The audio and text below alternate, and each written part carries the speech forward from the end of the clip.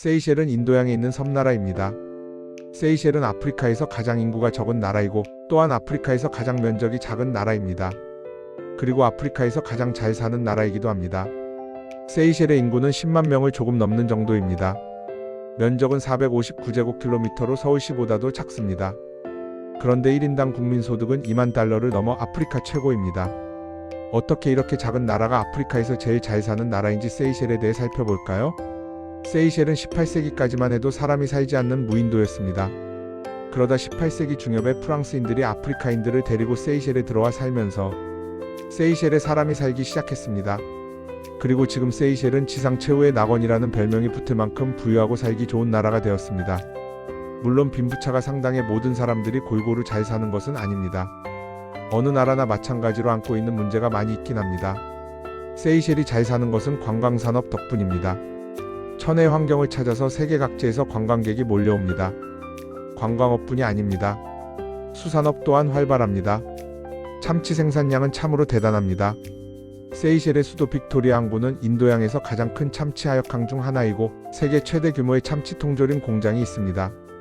세이셸은 비록 국토는 좁아도 배타적 경제 수역이 참으로 넓습니다. 국토의 3000배에 이르는 바다가 세이셸의 배타적 경제 수역입니다. 세이셸의 자연에서 주목할 것이 몇 가지 있습니다. 우선 야자나무 열매인 코코드 메르입니다. 이 열매는 세이셸의 프랄린 섬과 큐리어스 섬에서만 자생하는 아주 특별한 열매입니다. 코코드 메르는 세이셸의 상징이자 세계에서 가장 진귀한 식물 중 하나로 꼽히는데 세계에서 가장 크고 무거운 씨앗입니다.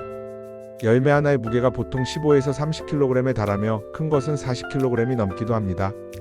열매가 완전히 익는 데만 6년이나 7년이 걸리고 나무가 성숙해 꽃을 피우는 데는 20년에서 40년이 걸리는 아주 느린 식물입니다.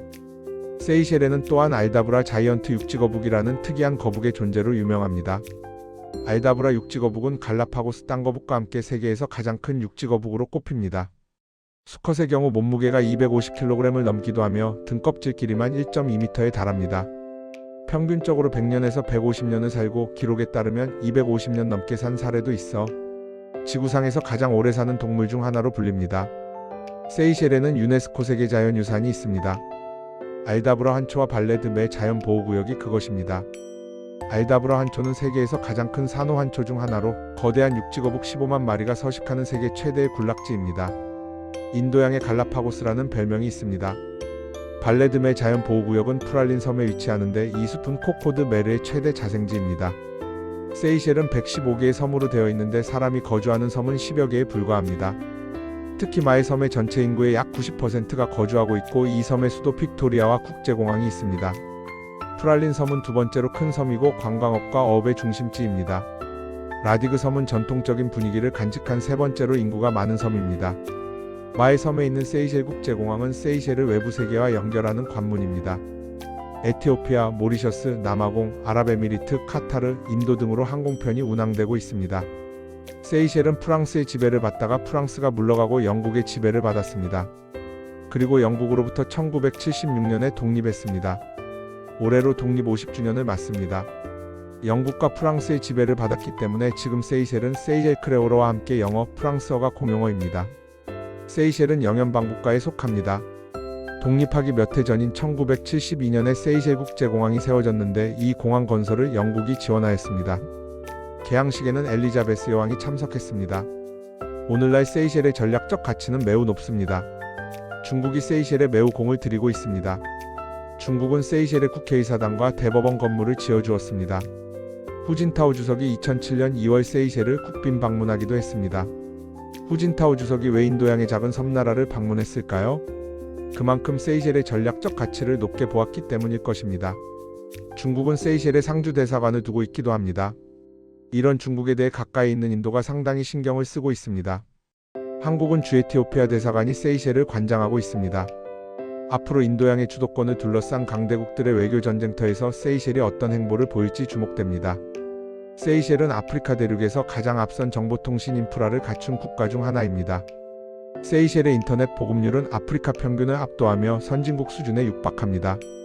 인구의 약 80에서 85%가 인터넷을 사용하고 있습니다. 세이셸의 스마트폰 보급률은 약 75에서 80%로 추산되지만 모바일 회선 보급률은 190%를 넘나듭니다. 인구 10만 명의 모바일 회선 수는 약 19만 개에 달합니다. 많은 국민이 업무용과 개인용 휴대폰을 따로 두는 경향이 강하기 때문입니다. 세이셸 스마트폰 시장에 삼성전자가 선두를 달리고 애플과 중국산이 추격하고 있습니다. 세이셸은 인도양의 아주 특별한 섬입니다. 베컨 부부가 2009년 결혼 10주년을 기념해 세이셸을 찾았습니다. 당시 그들은 세이셸에서도 가장 비싸고 사생활 보호가 완벽하기로 유명한 노스 아일랜드 리조트 전체를 빌려 화제가 되었습니다. 세이셸을 전 세계적으로 가장 유명한 신혼여행지로 만든 주인공은 바로 영국의 윌리엄 왕세자 부부입니다. 2011년 결혼식 후 이들은 노스 아일랜드에서 약 10일간 신혼여행을 즐겼습니다. 세이셸은 파파라치가 없는 곳으로 유명해 수많은 스타들이 다녀갔습니다. 조지 클루니 부부가 2014년 베네치아에서 성대한 결혼식을 올린 후 신혼여행지로 세이셸을 선택했습니다. 브래드 피트와 제니퍼 애니스톤이 프레깃 아일랜드에서 신혼여행을 보냈습니다. 지구상의 수많은 섬 중에서도 왜 이곳이 지상 최후의 낙원이라 불리는지 세계적 명사들의 선택이 그 답을 대신해주고 있습니다. 인도양의 몰디브, 태평양의 보라보라 섬, 대서양의 페루 제도도 독특한 매력을 갖고 있지만 세이셸은 그에 못지 않습니다. 아프리카의 인도양의 보석 세이셸이 있습니다.